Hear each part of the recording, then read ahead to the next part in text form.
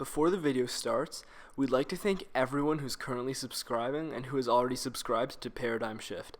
It means the world to us. We can't thank you enough for growing with us as we strive to perfect our content. Even though the channel has grown so much faster than we thought it would, we look at every single comment sub we get and we love you guys. Even the losers and haters. Today on Paradigm Shift, we will be discussing yet another blow to free speech and democracy committed by CNN, aka the Cancer News Network. More specifically, one of its anchors, Don Lemon. Lemon was confronted about the fact that he was spreading fake news and ended his show early. Let's just jump right into it. Could go through all of them, of the trips they took, and maybe they shouldn't have taken some of these trips, but at the end of the day, we want the most powerful leader in the world protected, but can we do it in a more prudent and responsible way? Hopefully so, and hopefully somebody within this administration will look at it and say, here's where we can save some money, because at the end of the day, the taxpayers are footing an extremely large bill. Do you really want to cut costs and save the taxpayers some money? Maybe your network should stop creating homegrown terrorists that the president needs protection from by discussing how your political agenda could benefit if the president were assassinated. Yeah, Karine, you say this is hypocrisy? I do. I think it's complete hypocrisy. Like Maria was saying, he chastised President Obama for going on vacation, for golfing, and President Obama had less vacation, fewer vacation days than his predecessor, President George W. Bush. Though it's true that President Bush took more total vacation time, much of that time was spent at his parents' ranch, with many relatives living in trailers. Obama's vacations were spent jet-setting around the world with his family at the cost of the American taxpayer, something Obama would have never been able to do without you paying for it. I think for me, the thing that bothers me the most about this is the profiting off of the presidency. Mar-a-Lago, they doubled their initiation fee to $200,000. And also, he actually never let go of ownership of his businesses. So his adult children are traveling, making money for the organization, so he's profiting. I want to bring in Paris now. Sorry. Here are the actual facts concerning the situation. The White House actually hasn't disclosed the total cost of his vacation, but instead, the MSM released these numbers based on the cost of similar vacations that the Obamas took. Here's an important omitted factor. Obama didn't own the resorts and golf courses he was playing at. Trump and Bush both took vacations at places that they or their family worked hard to build and own. Obama did not. And if they really want to do the math as to how people have profited off the presidency, you'd have to do it as a percentage of total net worth. Trump self-funded and spent far more than Obama will ever be worth, making sure he's able to get into office and help the country he loves. Obama's net worth has risen by 900% since becoming the president, from 1.3 to 11.7 million, whereas Trump has spent 66 million of his own cash on the campaign. His hard-earned money, that is roughly 6 times Obama's net worth.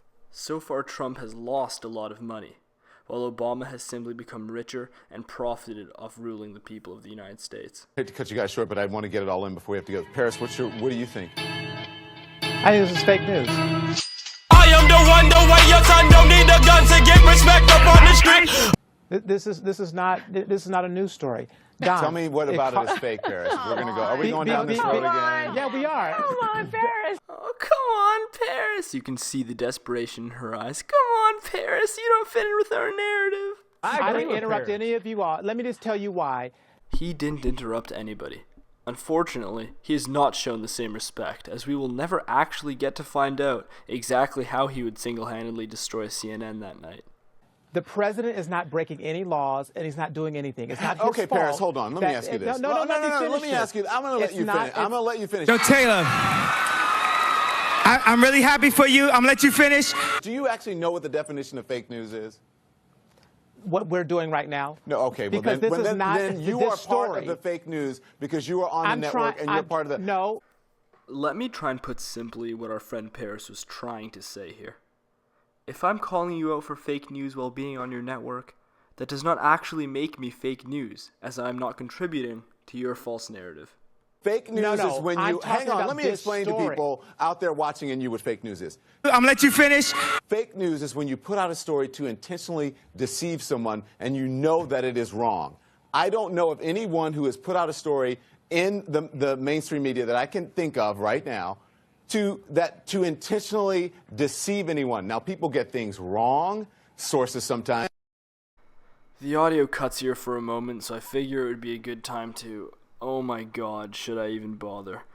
There is so much garbage to dig through in that statement. Okay, to start, he says, fake news is when you put out a story to intentionally deceive someone and you know that it is wrong. This is only partially true, and therefore a good example of fake news, as fake news also includes giving half-truths in order to push your agenda or change public opinion on a topic, for a different reason than giving them the only truth you know, such as serving the Sith Lord George Soros. I don't know anyone that has put out a false story that I can think of right now. He stutters, lies to your face, then covers his tracks by claiming that he couldn't think of it at the time when you show him every CNN story for at least the past year and a half. Empty, but no one that I know has put out anything to intentionally deceive someone. This story that we're doing right now is not to intentionally deceive anyone. We are simply talking about the cost to keep a president safe, the Secret Service cost, and what are the pros and the cons, and as Andre said, and if there are ways that we can maybe able to work on that to make it fiscally better for the American people.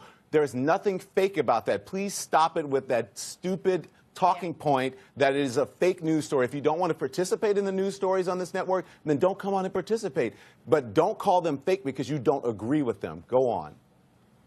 You are not simply talking about anything. You are trying, and pathetically failing, to convince the public that Trump is spending their money and profiting off of the presidency by using false facts and the garbage-spouting monsters you call guests. And of course he'd think the fake news claim is stupid. He's one of fake news' biggest employees. Also, listen how he threatens to never air Paris again if he keeps trying to expose them. Don, this is a fake news story, in my opinion, because the underlying Paris, assumption thank you very much, is everyone. that... Thanks, everyone. Thanks for watching. Have a great weekend. Good night, all. Thanks, Don. You just know that he just got up, cut off his show early, went to his boss's office, and just got bent over the desk and spanked for his poor performance trying to defend their fake news. We know it's been a crazy week for free speech, and don't worry. We will address the Milo pedophile story, the PewDiePie Nazi story, and the fact that InfoWars was just banned from their advertiser story in one super video, as we feel that all of these happenings are pretty closely related. If you enjoy this, please comment, like, and one subscribe equals one respect for Paris exposing CNN's filth.